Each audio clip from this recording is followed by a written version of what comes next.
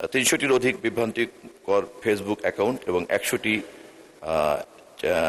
X account চিহ্নিত করা হয়েছে। কৃত্রিম বুদ্ধিমত্তা দিয়ে নির্মিত বিভিন্ন ফেক কন্টেন্ট সংক্রান্ত বিষয়ে সমাধানের জন্য যে উদ্যোগগুলো রাখা হয়েছে সেগুলো অ্যানালগ। আপনাকে অনেক ধন্যবাদ মাননীয় স্পিকার। তথ্য ও সম্প্রচার মন্ত্রী মহোদয়, অনুগ্রহ করে বলবেন কি বর্তমান সময়ে কৃত্রিম বুদ্ধিমত্তা বা আর্টিফিশিয়াল ইন্টেলিজেন্স এবং ডিপ ফেক প্রযুক্তির অপব্যবহার করে গুরুত্বপূর্ণ ব্যক্তিবর্গের ফেক ভিডিও বা অডিও তৈরি করে যে বিভ্রান্তি ছড়ানো হচ্ছে, এই উদীয়মান প্রযুক্তিগত ঝুঁকি মোকাবেলায় মন্ত্রণালয়ের কোনো বিশেষ সেল বা দীর্ঘমেয়াদী মহাপরিকল্পনা আছে কিনা? আপনাকে অনেক ধন্যবাদ মাননীয় স্পিকার। মাননীয় তথ্যমন্ত্রী জহিরুদ্দিন স্বপন। ধন্যবাদ মাননীয় স্পিকার আমাকে সুযোগ দেওয়ার জন্য, এবং আমাদের মাননীয় সংসদ সদস্য যিনি প্রশ্ন উত্থাপন করেছেন তাকেও ধন্যবাদ জানাই। বর্তমান সময়ে কৃত্রিম বুদ্ধিমত্তা আর্টিফিশিয়াল ইন্টেলিজেন্স ও ডিপফেক প্রযুক্তির অপব্যবহার করে গুজব, অপতথ্য, ভুয়া তথ্য ও বিভ্রান্তি ছড়ানোর অপচেষ্টা প্রতিরোধে আমাদের মন্ত্রণালয় বিভিন্ন কার্যক্রম আমরা বাস্তবায়ন করার চেষ্টা করছি। তথ্য ও সম্প্রচার মন্ত্রণালয়ের অধীনে স্বায়ত্তশাসিত প্রতিষ্ঠান পিআইবি এবং এর তত্ত্বাবধানে পরিচালিত বাংলা ফ্যাক্ট কার্যক্রম সক্রিয়ভাবে দায়িত্ব পালন করছে। এ পর্যন্ত বাংলা ফ্যাক্ট 860টি ফ্যাক্ট চেক, বিশ্লেষণ, অনুসন্ধানী প্রতিবেদন, ভিডিও, রিল প্রকাশ করছে। এর মধ্যে বর্তমান সরকার দায়িত্ব গ্রহণের পর 306টি প্রকাশিত হয়েছে। বর্তমানে গড়ে প্রতিদিন 3 থেকে 5টি দাবির সত্য যাচাই করে প্রতিবেদন প্রকাশ করা হচ্ছে। ইতিমধ্যে গুরুত্বপূর্ণ ব্যক্তিবর্গের নাম ও পরিচয় ব্যবহার করে পরিচালিত 137টি ভুয়া ফেসবুক অ্যাকাউন্ট, পেজ ও গ্রুপ, সংবাদ মাধ্যমের অনুকরণে পরিচালিত 16টি অপতথ্যভিত্তিক ওয়েবসাইট। মাননীয় মন্ত্রী, দীর্ঘ উত্তর আপনি চাইলে পঠিত বলে গণ্য হতে পারে। আমি জাস্ট এই প্যারাগ্রাফটা শেষ করছি। 300টির অধিক বিভ্রান্তিকর ফেসবুক অ্যাকাউন্ট এবং 100টি এক্স অ্যাকাউন্ট চিহ্নিত করা হয়েছে। বাকি অংশটুকু পঠিত বলে গণ্য করার জন্য অনুরোধ করছি। ধন্যবাদ। উত্তরের বাকি অংশ পঠিত বলে গণ্য হলো। মাননীয় সদস্য ফাহিমা নাসরিন, আপনি একটি সম্পূরক প্রশ্ন করতে পারেন। আপনাকে অনেক ধন্যবাদ মাননীয় স্পিকার। আমরা সম্প্রতি দেখেছি যে আর্টিফিশিয়াল ইন্টেলিজেন্সের ব্যবহার করে আমাদের দেশে ট্রাফিক ব্যবস্থার একটা প্রভূত উন্নতি সাধিত হয়েছে। আমরা জানি যে fake, false, fabricated video social মিডিয়ায় আমাদের মাননীয় প্রধানমন্ত্রী এবং তার পরিবারের উপরও যেমনভাবে তৈরি করা হয়েছে, সেইভাবে নারী পুরুষ সবাইকে নিয়েই বিভিন্ন রাজনীতিবিদ সহ শিল্পী, সাংস্কৃতিক কর্মী, ছাত্রী, শিক্ষক আমরা কেউ ভিকটিম এবং সার্ভাইভার হয়েছে।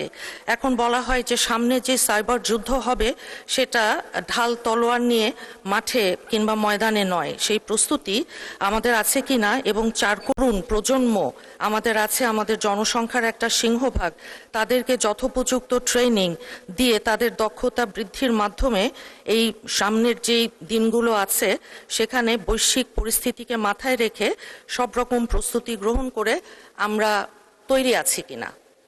ধন্যবাদ মাননীয় স্পিকার। মাননীয় মন্ত্রী। মাননীয় স্পিকার, আপনার মাধ্যমে আমি মাননীয় সংসদ সদস্যকে ধন্যবাদ জানাই যে অত্যন্ত প্রাসঙ্গিক একটি প্রশ্ন তিনি উত্থাপন করেছেন। আমরা সকলেই এ বিষয়ে অবগত আছি এবং অনেকেই এ বিষয়ে ভুক্তভোগী আছি, এবং সে কারণেই আমাদের মাননীয় প্রধানমন্ত্রী ইতিমধ্যেই তথ্য মন্ত্রণালয়, আমি সহ অন্যান্য সংশ্লিষ্ট ব্যক্তিবর্গকে ডেকে এ বিষয় সম্পর্কে আমাদেরকে বারবার পরামর্শ দিয়েছেন, নির্দেশ দিয়েছেন। আপনার মাধ্যমে মাননীয় সংসদ সদস্যকে জানিয়ে রাখতে চাই যে আমাদের বর্তমান যে কাঠামো, এই কাঠামোটি বোঝার সুবিধার্থে আমরা একটা অ্যানালগ সিস্টেমের সঙ্গে তুলনা করতে পারি, এবং সমস্যার যে চরিত্র, সেই চরিত্রটি আসলে ডিজিটাল প্ল্যাটফর্মের চরিত্র। সে কারণে আমাদেরকে একটা রূপান্তর প্রক্রিয়ার মধ্যে যেতে হচ্ছে। প্রচলিত জনবল কাঠামোতে এটা কাভার করতে না পারার কারণে মাননীয় প্রধানমন্ত্রীর নির্দেশে আমরা আপাতত প্রকল্পের ভিত্তিতে সমস্যাগুলিকে, চ্যালেঞ্জ থেকে মোকাবিলা করতে চাচ্ছি। সেই লক্ষ্যে ইতিমধ্যেই আমরা 2টি প্রকল্প হাতে নিয়েছি। আশা করি পর্যায়ক্রমে আমরা ধারাবাহিকভাবে এটার একটা আধুনিক এবং ডিজিটাল প্রবলেমের ডিজিটাল সলিউশন আমরা বের করতে পারব। মাননীয় সদস্য রাশেদুল ইসলাম, শেরপুর 1। আসসালামু আলাইকুম রহমতুল্লাহ। মাননীয় স্পিকার, আপনাকে ধন্যবাদ। আপনার মাধ্যমে মাননীয় মন্ত্রী মহোদয়ের কাছে জানতে চাওয়া, এখানে কৃত্রিম বুদ্ধিমত্তা দিয়ে নির্মিত বিভিন্ন ফেক কন্টেন্ট সংক্রান্ত বিষয়ে সমাধানের জন্য যে উদ্যোগগুলো রাখা হয়েছে সেগুলো অ্যানালগ। আমরা কিন্তু চাইলে কৃত্রিম বুদ্ধিমত্তা দিয়েই এগুলোর সমাধান করতে পারি এবং ইউনিভার্সালি বা বিশ্বব্যাপী বিভিন্ন দেশে সেভাবেই ডিটেক্ট করা হচ্ছে এবং ইনিশিয়েটিভও নেওয়া হচ্ছে তার এগেনস্টে। আমার জানার বিষয় দুইটা, যে কৃত্রিম বুদ্ধিমত্তা ব্যবহার করে ডিফেক্ট তৈরি ও প্রচারকারীদের শনাক্ত করা দ্রুত এবং তাদের বিরুদ্ধে কার্যকর আইনগত ব্যবস্থা গ্রহণের জন্য সরকার কি কোনো বিশেষ প্রযুক্তিগত ব্যবস্থা বা জাতীয় এআই নীতিমালা প্রণয়নের উদ্যোগ নিয়েছে বা নেবে? মাননীয় স্পিকার, আপনাকে ধন্যবাদ। মাননীয় মন্ত্রী। মাননীয় স্পিকার, আপনার মাধ্যমে আমি আবারও ধন্যবাদ জানাচ্ছি মাননীয় সংসদ সদস্যকে। আমি আমার পূর্বতন প্রশ্নের উত্তরে অনেকটাই আমি বলেছি যে অ্যানালগ সিস্টেম থেকে আমরা কিভাবে ডিজিটাল সিস্টেমে যেতে পারি, সেই চ্যালেঞ্জটা মোকাবেলা করার মধ্যেই নিহিত আছে এই সমস্যাগুলিকে আমরা কতটা সমাধান করতে পারবো, কতটা পারবো না। অত্যন্ত সঠিকভাবেই মাননীয় প্রধানমন্ত্রী এটা নির্ধারণ করেছেন, চিহ্নিত করেছেন এবং আমাদেরকে সে বিষয়ে পরামর্শ দিয়েছেন, কাজে লাগাচ্ছেন। আর্টিফিশিয়াল ইন্টেলিজেন্স শুধুমাত্র আমাদের দেশে নয়, সারা পৃথিবীর চলমান সভ্যতার ইকোসিস্টেমে একটা নিউ চ্যালেঞ্জ, এবং এই নিউ চ্যালেঞ্জের নিউ সলিউশন নিয়ে সবাই আমরা কাজ করার চেষ্টা করছি, ওয়ার্ল্ড ওয়াইড কাজ করার চেষ্টা করছে।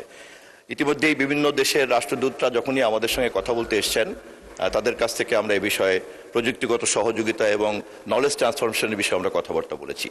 আপনারা নিশ্চয়ই জানেন যে গত কিছুদিন আগে মাননীয় প্রধানমন্ত্রী চীন সফর করেছেন এবং সেখানে তার সফর সঙ্গী হিসাবে তথ্য মন্ত্রণালয়ের পক্ষ থেকে আমরা বেশ কয়েকটি সমঝোতা স্মারকে স্বাক্ষর করেছি এবং সেই সমঝোতা স্মারকের মধ্যে একটা গুরুত্বপূর্ণ বিষয় ছিল যে কৃত্রিম বুদ্ধিমত্তা বিষয়ে চীনের যে অভিজ্ঞতা, জ্ঞান এবং প্রযুক্তিগত উন্নয়ন, সেটাকে আমরা কিভাবে বিনিময় করতে পারি।